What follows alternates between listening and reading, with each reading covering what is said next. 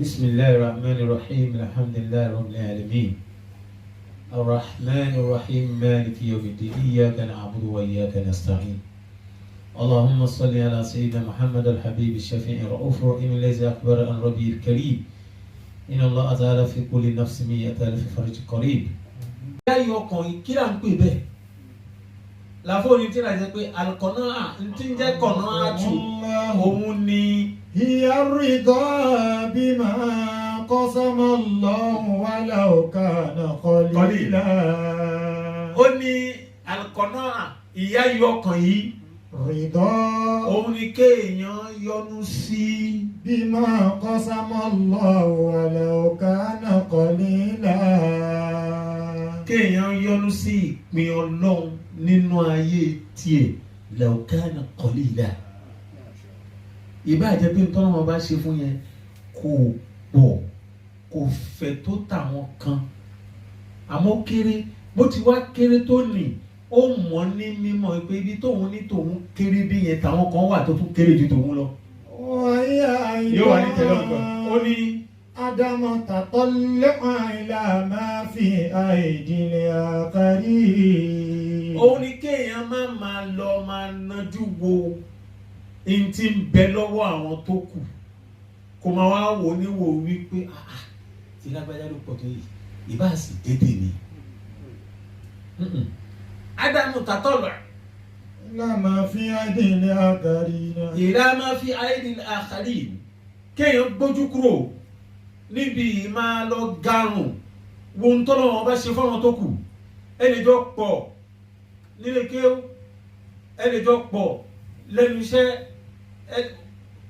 ọ̀nà tọ́lọ́ wọn bá gbà kẹ́ oníkálukú ọ̀tọ̀ọ̀tọ̀ ni ìyí tó bá mú ẹ máa wò pé àyíjọ́ òun ọmọ yìí dé náà qualification tó wà lára ọmọ yìí bá mi lẹ́nu iṣẹ́ ni wọ́n ṣe ti wá sáré sọ́ di manager tèmi dẹ̀ ń bẹ níbí látijọ́ yìí kò máa wá bọ́mọ ni ó ti kú àbí wọ́n ti dáràn sí lọ́rùn àbí bí wọ́n ti lé kúrò níbi iṣẹ́ yẹn lack of contentment ni torí ààyè tí wọ́n wà tí ò tẹ́ lọ́rùn yẹn òun lẹ́nìkan sáré tó fẹ́ parẹ́ lórí pé òun tẹ̀lé débẹ̀. so Ádámù lé Ádámù tatọ́lẹ̀ ila ma fi aydil akharin n tá n pè ní tẹ́lọ́rùn n tá n pè ní alukọ̀nà contentment òun ni wípé má máa garun wọn kan nìkan afáyẹn ni. wàyí alamatun ala sidikil imani. ẹni bá wà ní lọ́wọ́ kó já sí pé gbogbo ohun tó bá jẹ́ tiẹ̀ inú ẹ̀ dùn sí ó tẹ́ lọ́rùn tó bá wá láwọn tí wọ́n tún ní ju òun lọ yóò tún máa wá dúpẹ́ lọ́dọ̀ Ọlọ́run pé tọ́ àwọn kan ní òní táwa náà èyí tí ń bẹ lọ́wọ́ lágbájá yìí Ọlọ́run má jẹ́ ó bàjẹ́ wá wọlé àti ẹ̀jẹ̀ kété mi náà pọ̀ sí. àfa yẹn ni àpẹẹrẹ ẹni tó bá ní ìmọ̀nì ni òdodo ìmọ̀nì ni bẹ̀rẹ̀ àrùn nítọ̀. Qala rasulu. Ànábì sọ wípé. sallallahu alayhi wa sallam. ìkẹ́ ọlọ́run kọlọ̀ bá nàbẹ̀ wa Muhammad. qad aflaha man aslama. ó ní qad aflaha ó ní ó ti láṣeyọrí. man aslama. aláyọ̀ ni. He is a successful person. He is the richest person on earth. Man aslama. ẹnikẹ́ni tó bá jùsẹ̀ sílẹ̀. Warrazaqa kifafa. tó jùsẹ̀ sílẹ̀ fọlọ́run tó ṣe Islam tó wá nítẹ̀ lọ́rùn pẹ̀lú àdìsíkì tọ́lọ́run bá ṣe fún. Wa qanna'ahu Allahu bima ataahu. Qanna'ahu Allah ó nítẹ̀ lọ́rùn ó ní kànnà pẹ̀lú tọ́lọ́run bá ṣe fún yẹn ó rẹni tí ń jẹ fried rice tó ń jẹ ẹyin tí wọ́n ṣoríṣiríṣi tó sì bọ́ sẹ́gbẹ́ kan rẹ̀ tó mu gàrí àtẹ̀pà táwọn méjèèjì bá jọ bọ́ta ṣé ti jẹun àti jẹun ló máa gbọ́. kò sí èyí tó wà bọ́ta pé àwa ti jẹun kódà sàláàdì la jẹ ìjọ tó ń bá sọ pé lágbájá jẹun èmi náà jẹun. àpẹẹrẹ ìgbàgbọ́ ni ìwà yìí ìwà àwọn ènìyàn Ọlọ́run ni ìwà yìí ìwà múmìnì ni látara wípé gbogbo ọjọ́ bá ti rí oore olóore jẹ́ kí inú ẹ̀ dùn sí. afáyẹn ní. qana'atun kálkù yarida bil yasiri minal ata'i. qana'atun khuluqun. ó ní ìnítẹ́lọ́rùn tá à ń wí yìí khuluqun. khuluqun. ìwà kan ní هي الرضا باليسير من العطاء. ìyá rí dọ́bìlì yẹ sí ọ òun ni kéèyàn gbà nírọ̀rùn kó má gbà tú láti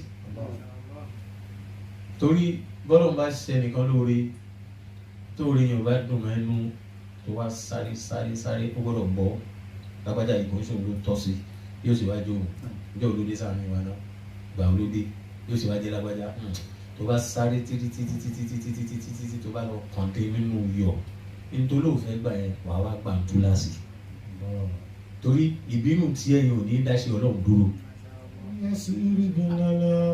yẹsìrì nà àtọ̀ òun ni kéèyàn gbà ní pẹ̀lẹ́pẹ̀lẹ́ fi máa ní tètè gbà níbi kó wá fi máa ní tètè gbà yìí orí lè tún wá dé wọlé kó wá bá wọn náà. ní tí ò bá wá mú ẹ kó gbà á nírọ̀rùn wípé lágbájá ìtọ́ àfa yìí kò sáré mọ́ bẹ̀rẹ̀ dási bọ́lọ́run ti ní ó máa láyé tí ẹnu bọ́lọ́run ti ń farò bọ́lọ́run ti ní kọ́ máa lo tí wọ́n lọ ni wọ́n ń lò lọ pẹ̀lú gbogbo jàláàlú pẹ̀lú gbogbo ọlá kí ọkàn wá ní yóò ṣe wá rí bẹ́ẹ̀ gangan ni fúẹ́lì tí ó fi máa pọ̀ sí.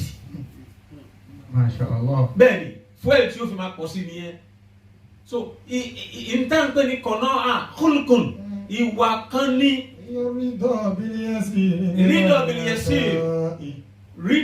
bìlìyẹsì náà ni kéèyàn yọnu pẹ̀lú pẹ̀lẹ́pẹ̀lẹ́ ayẹ kí wọ́n pa ẹ́ pápá kí wọ́n gba ẹlẹ́gbà kó tó gbà fọlọ́run pé tọ́ àbúrò rẹ̀ ni wọ́n kàn bí tẹ̀lé ẹ ló ń kà ní bàbá rẹ̀ lélẹ́yìí ó ní. Ọ̀kọ́lá bá dún áàlìlì àìlìmí. Àwọn apá kan náà wọ́n ní mímọ̀ wọ́n sọ wípé iná lùkọ̀nú à. Wọ́n ní ìta ń pè ní ìnítẹ́lọ́rùn. Kódì ẹ̀kú nàbí máa nà rídọ̀ wá súnmí àti kọ̀nà àtò. Kò sí ìtumọ̀ tí kọ̀nà à ń jẹ́ náà ní pé kéèyàn yọ́nú sí tọ́lọ́run bàbá ṣe. Ìsìláhù ẹ̀ náà ní pé rídọ̀ bí máa àtọ́ Allah. Tọ́lọ́run bàbá ti ṣe. Ó ti rí pé léyìí Ọlọ́run ló ṣe. Ǹjẹ́ o bá ti gbà bẹ́ẹ̀ Ọlọ́run ọba ló ṣe khalas ó ti ní sinmi. Òun ló fà tọ́lọ́run fi ń sọ fún wa náà Qur'an nínú Suratul Nisa verse 42 àbí verse 32. Akramakumullah. Ọlọ́run bá sọ wípé wala tatamannaw ma faddalallahu bihi ba'dakum ala ba'din. Lirrijali nasibun mimma iktasabu wa linnisa'i nasibun mimma iktasabna. واسألوا الله من فضله إن الله كان بكل شيء عليما ولا تتمنوا ما فضل الله به بعضكم على بعض للرجال النصيب مما اكتسبوا وللنساء نصيب مما اكتسبن واسألوا الله من فضله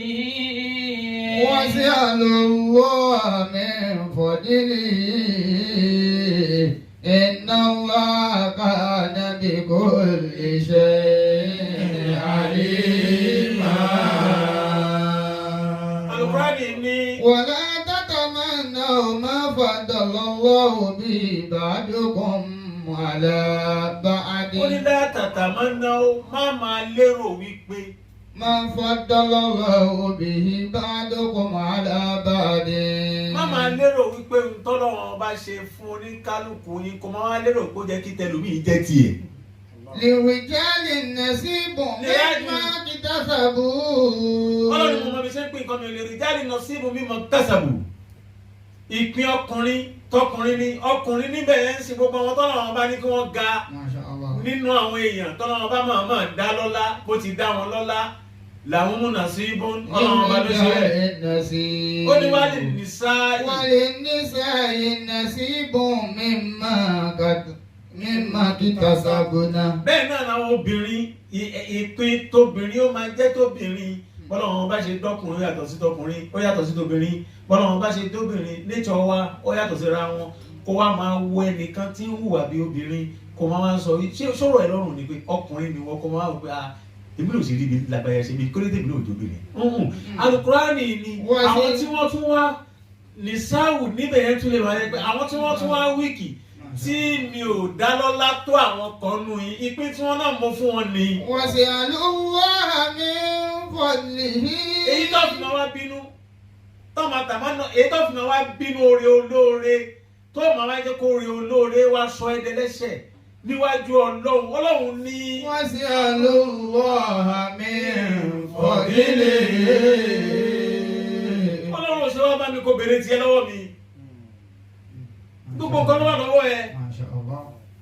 ó bá rí mọ́tò tó dá ń di èèyàn ẹ̀yẹ́ sì máa ṣe máa sọ pé ṣé àdúrú mọ́tò yìí kó máa wá lérò pé bí ti lọ nìkan ló máa jẹ òde yóò ṣe máa dáhùn yóò dé ìwọ ló lè má bàá.